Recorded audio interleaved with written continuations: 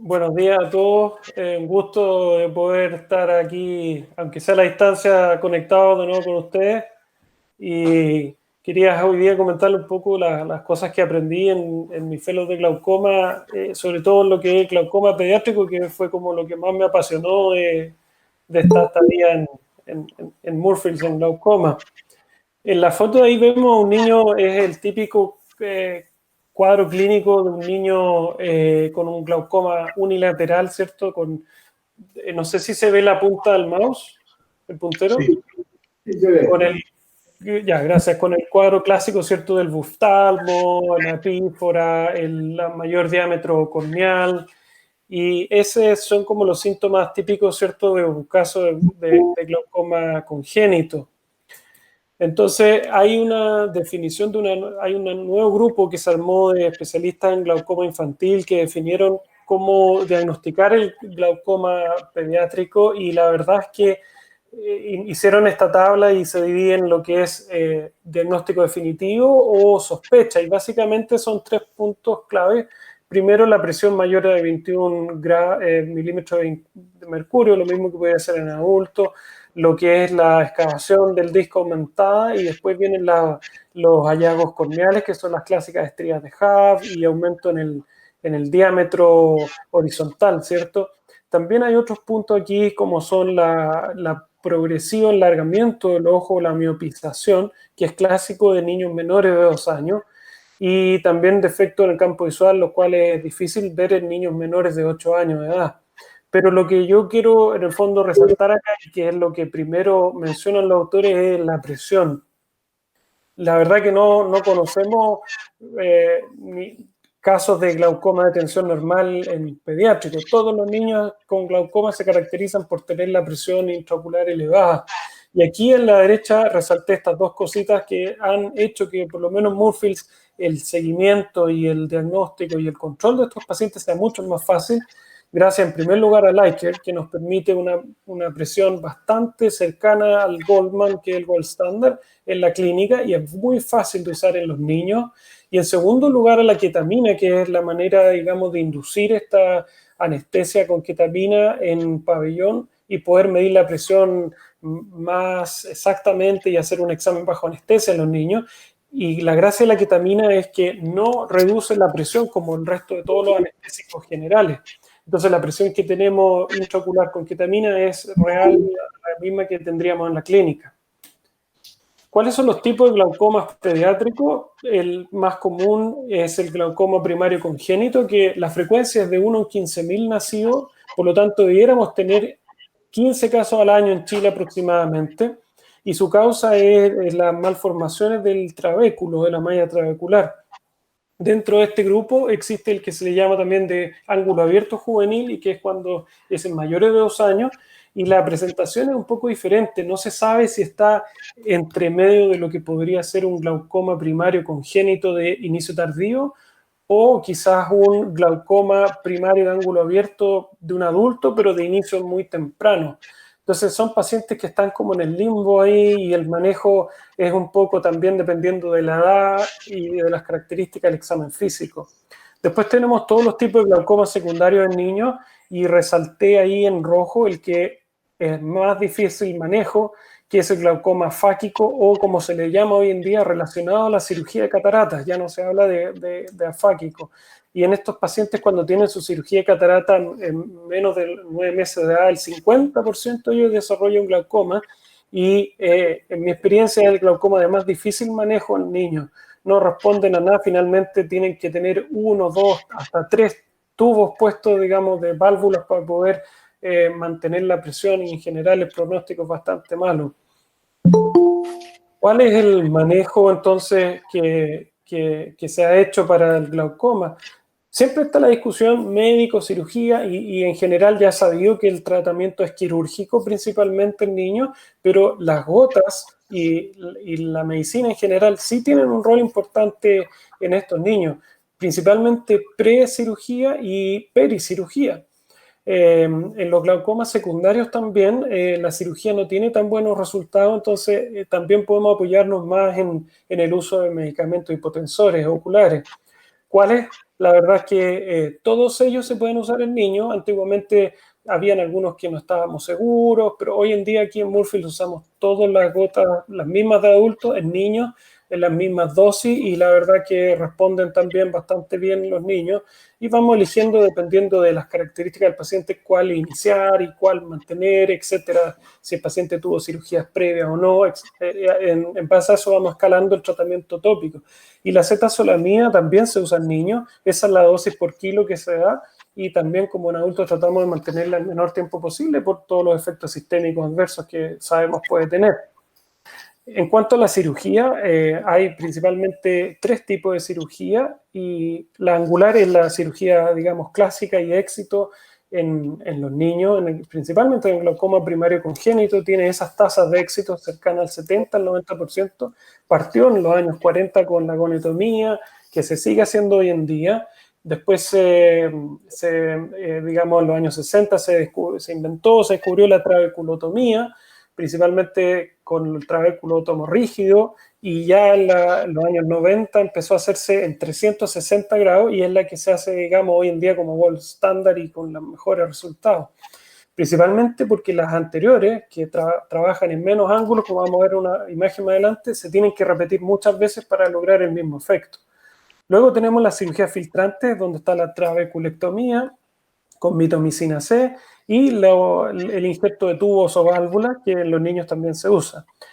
Luego el ciclodiodo, que en los niños también se usa mucho. En Murfield me impresionó ver cómo se usa, y es, digamos, algo que en los niños también tiene buena respuesta, pero es generalmente algo temporal. Y luego está la mezcla, digamos, ahí en este caso es una trabeculotomía con una trabeculectomía, que la escribió el doctor Maúl en los años 80, y hay lugares donde se hace mucho, como en India, pero acá en Murfield y en Europa no, la verdad que no se usa eso.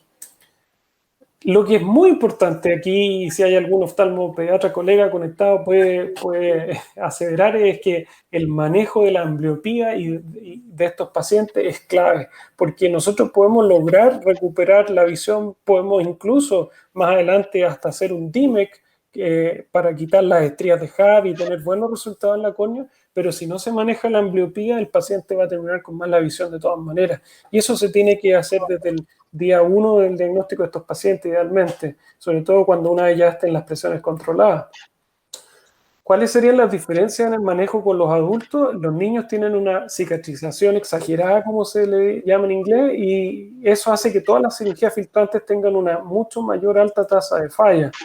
También tenemos que los pacientes, sobre todo cuando son pequeños y tienen el clásico signo del buftalmo con este ojo alargado, la esclera es delgada y por lo tanto es mucho más difícil el manejo quirúrgico. Los pacientes pueden desarrollar hipotonía más fácil, como un alto miope, por ejemplo, pueden desarrollar un colapso de la cámara anterior, hemorragia coroidea, y los flaps para la cirugía misma de hacer, por ejemplo, una trabeculotomía o una trabeculectomía es mucho más difícil porque la esclera se desgarra fácilmente al manipularla. También en los casos de glaucoma secundario, como en el Sturge-Weber o en el Axenfeld-Rieger syndrome, sabemos que la anatomía del ángulo es totalmente alterada, y por lo tanto el enfoque quirúrgico tiene que ser diferente. En estos casos se prefiere sea el implante de válvula o tubo en vez de hacer cirugía. Además, los niños tienen un acceso difícil porque sus ojos y sus órbitas son pequeñas, por lo tanto tampoco es fácil trabajar ahí. Y lo que es el operatorio es algo que lejos es muy diferente y difícil del adulto, principalmente por todo esto que está ahí, el uso de gotas frecuente, o sea, cada 2 horas, cada 1 hora después de una trabeculectomía para que no cicatrice, no es fácil en niños. El examen postoperatorio menos, por lo tanto se requieren de exámenes bajo anestesia bastante frecuentes y de una carga familiar importante. El niño necesita que alguien le ponga las gotas y los padres son los responsables de que este niño ande bien. Y todas esas cosas hay que considerarlas en el momento del costo, digamos, asociado a esta enfermedad.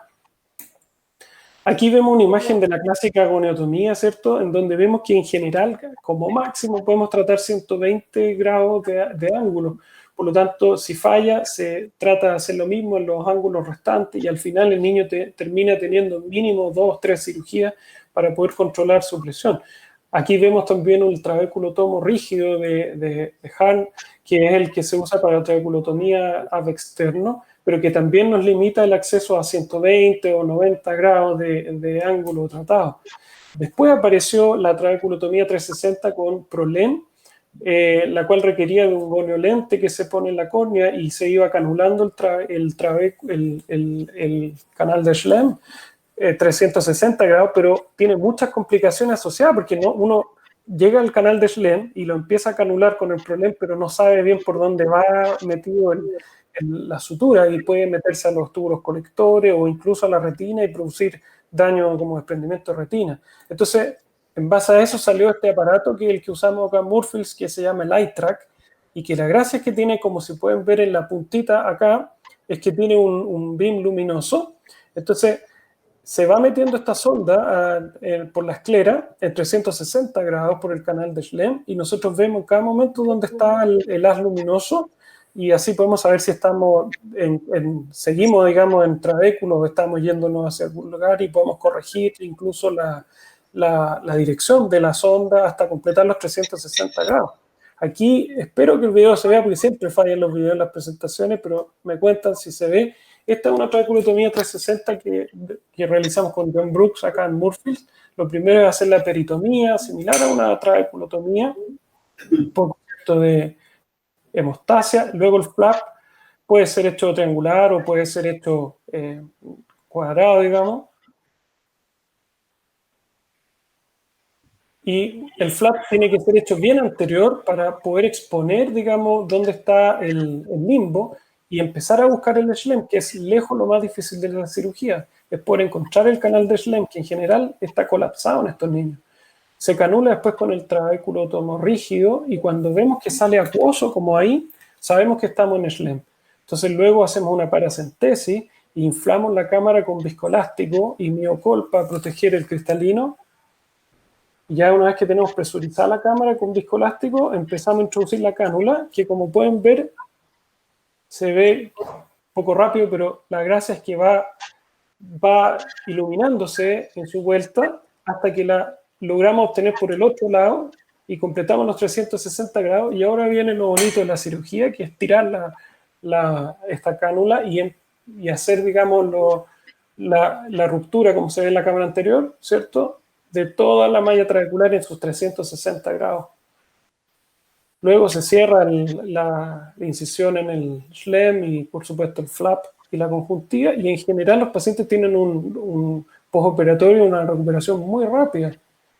El paciente que anda bien después se controla solamente en la clínica con el iCare midiendo la presión y no necesita además exámenes bajo anestesia y no más cirugías tampoco.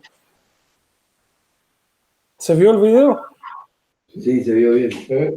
Qué bueno, me alegro. Porque si no tenía las fotos aquí que básicamente repiten lo mismo y aquí pueden ver con esto, se ve un poco más oscuridad, cómo se ve esta sonda andando su vuelta desde que se introdujo acá, dio toda la vuelta y uno va viendo que siga, digamos, la correcta anatomía. Este es un estudio que publicamos con los casos que comparamos en Moorfields, que salió publicado ahora recién, hace como un mes, y fue justamente, comparamos los casos de cirugía angular tradicional, que es principalmente goniotomía, con esta trabeculotomía 360, con iTrack, y si vemos en cuanto a lo que es porcentaje de reducción de presión, andan parecidos en cuanto a lo que se llama éxito al año de bajar la presión, pero donde está la clara diferencia es en este lado acá, donde vemos primero que la cirugía con 360 en general, un 7,4% de los pacientes requirieron de otra cirugía de glaucoma para manejar la presión, versus un 63% de los pacientes que hicieron goniotomía. La goniotomía por sí sola no sirve una vez, necesita hacerse mínimo 2, 3 veces y ahí puede lograr cifras similares cuando ya logra tratar los 360 ángulos. Esto es un cuadro que muestra la evolución del tiempo en presión y medicamento y no es tan diferente entre ambas, digamos, pero considerando esto, que la angular, la goniotomía la tuvimos que repetir muchas veces. Y esto queda claro aquí en el gráfico del análisis de supervivencia, la línea continua es la cirugía 360 y la línea punteada es la goniotomía, y vemos la sobrevida cerca del año es menor de un 50% en la goniotomía comparada con la cirugía 360, que es un 90 y algo por ciento, mucho más alta. Ahora, hablar un poco de la trabeculectomía estándar. En niños se puede hacer, pero hay que tener un par de detalles técnicos que aquí le llaman el Murphy Safer Surgery System, y que consiste básicamente en hacer un flap un poco más corto y ancho, ¿ya? Y este flap, hacerle las suturas que son las releasables, que se llaman acá, que son las que uno puede quitar cuando ve que no hay filtración en el flap, para hacer, lo más importante, un flujo posterior. Usar harta mitomicina, pero posterior, para que no vaya, digamos, a formarse una ampolla hacia adelante o hacia los lados. Y mantener en todo momento la cámara con un mantenedor de cámara, porque estos niños pueden hacer hipotonías muy fáciles con las consecuentes maculopatías, etc. El postoperatorio de la trabeculectomía es difícil ya en adultos y en niños aún más. Por lo tanto, no es una cirugía que se hace de rutina en pacientes pediátricos. Pueden tener endoftalmitis o blebitis, hipotonía, y, como dijimos anteriormente, generalmente fallan porque tienen una alta cicatrización. Por lo tanto, se requiere de mitomicina. Incluso acá el profesor Penco usa mucho beta radiación para tratar a estos niños con Avastin. O sea, les pone Avastin, mitomicina y beta radiación, porque es tan agresiva la cicatrización que si no, sabemos que va a fallar pronto. Y este es un estudio de supervivencia también de pacientes del Murphy, cómo en glaucomas primarios y secundarios sobreviven en general el 60%. Esto tenemos casi 10 años de seguimiento con pura trabeculectomía. En general no es tan mala, anda bien, pero teniendo en consideración los detalles técnicos que mencionamos. Lo que sí sabemos que cerca de un 22% después requieren de algún otro tipo de cirugía, como en este caso el implante de tubos para poder manejar la presión, o que casi el 30% requirió de hacerle needling y poner 5-fluoracilo o dexametasona para poder reformar esa ampolla. Las complicaciones en este estudio fueron 10% de corovidio, 2,5% blebitis, catarata en un 20%, dijimos ya cirugía en un 22,5%. Estos son los tubos. Principalmente en Murphy los usamos dos: el que está acá, que es el Varvel, y el Paul, que es como la versión en miniatura, por así decirlo, el Varvel. No usamos AMED, por lo tanto nosotros no hablamos de válvula acá, sino que hablamos solamente de tubos. Y en niños es muy importante, para prevenir la hipotonía, estos tubos, una vez puestos, hay que ligarlos o ocluirlos de dos maneras, ya sean con una sutura en el lumen y otra intraluminar, para que prevenir, digamos, la hipotonía. El manejo posoperatorio de estos pacientes en general es mejor y es mucho más fácil que el de una trabeculectomía. Por lo tanto, como vamos a ver adelante, es lo que se está prefiriendo hoy en día, porque no requiere de hacer tanto needling ni inyectar medicamentos. Pero también existe el riesgo de hipotonía y de exposición del tubo por erosión en la conjuntiva y de infección. Puede migrar, puede tocar el endotelio y descompensar la córnea, puede producir una catarata, o se puede bloquear. Se puede fibrosar la cápsula también, y se puede manejar con needling o flashing, que se llama. Y está principalmente indicado en pacientes con glaucoma uveoítico, afáquico o relacionado, como mencionábamos, a la cirugía de catarata, o también en pacientes con Sturm-Weber, que en general pueden tener hemorragias coroidales muy fáciles asociadas. Este es el mismo equipo Moorfields que publicó su seguimiento de tubos en niños, y vemos que la sobrevida acumulada en general a 9 años tiende a ser menor, pero sin diferencia entre glaucomas primarios o secundarios. Las complicaciones, aquí llama la atención que casi un 5% de los pacientes desarrollaron endoftalmitis, y todas fueron relacionadas a exposiciones del tubo. Y también, parecido a la trabeculectomía, un 23% requiere más cirugía, y que en este caso consiste ya en otro tubo, no, digamos, no queda más allá. Finalmente, el ciclovio produce inflamación, el paciente tiene que continuar con gota, es como, por así decirlo, agregarle una gota más. El 50% de éxito, pero con múltiples intentos, puede producir cataratas, tis o uveitis y hipotonía, pero raro. Partimos con energía suave entre 1000 a 1500 miliwatts y no más de 30 spots. La ventaja es que es rápido, fácil, que se puede repetir y que en general cuando lo usamos en transiluminación, en el mismo momento, vamos a tener muy buenos resultados. Vamos a correr un poco aquí el computador. Luego, entonces, quería resumir así como cuáles serían los pasos que seguimos en Murphy como tratar a un paciente con glaucoma primario congénito, y es partir con la 360 trabeculectomía con iTrax. Es lejos lo que mejor resultado nos ha dado en el audit que hicimos. Luego, si el paciente vemos que no está respondiendo, podemos empezar a iniciar gotas, y durante todo este manejo el paciente puede requerir de exámenes bajo anestesia. Podemos pasar a ciclodiodo si el paciente no es suficiente con gotas, y ya finalmente el último paso, estadio, es el implante de un tubo. En general, la trabeculectomía en niños no me tocó ver acá, pese a que mostró buenos resultados en ese seguimiento, pero ya no es, digamos, la primera elección por el difícil manejo postoperatorio de estos niños. Entonces, ya para terminar, ¿cuáles serían, digamos, los puntos clave que quisiera entregar? Primero, acordarse que este es un diagnóstico en donde la presión está siempre elevada, y eso es clave para el diagnóstico del glaucoma en niños. Luego, es un manejo mucho más difícil y con peores resultados, lamentablemente, que en adultos. Pero, sin embargo, es maravilloso cómo podemos comparar, digamos, desde que se inventó la goniotomía y los casos anteriores, donde estos niños todos terminaban ciegos, y donde hoy en día con un buen manejo, por ejemplo, me ha tocado ver pacientes que ya son adultos, que se hicieron tratamiento de niños, tienen una vista casi normal y una vida casi normal, pero no sé, 40, 50, 60 años atrás hubieran sido niños ciegos o adultos ciegos. O sea, una enfermedad que el manejo, gracias a las técnicas quirúrgicas, ha mejorado mucho. El glaucoma primario congénito es el de mejor pronóstico. Se reporta que casi el 50% de los pacientes puede tener visión mejor de 6/15. El de peor pronóstico, nuevamente, como les menciono, es el afáquico o el relacionado a la cirugía de catarata. En general afecta mucho la calidad de vida, y no solo de los niños, sino que también de los cuidadores o de los familiares.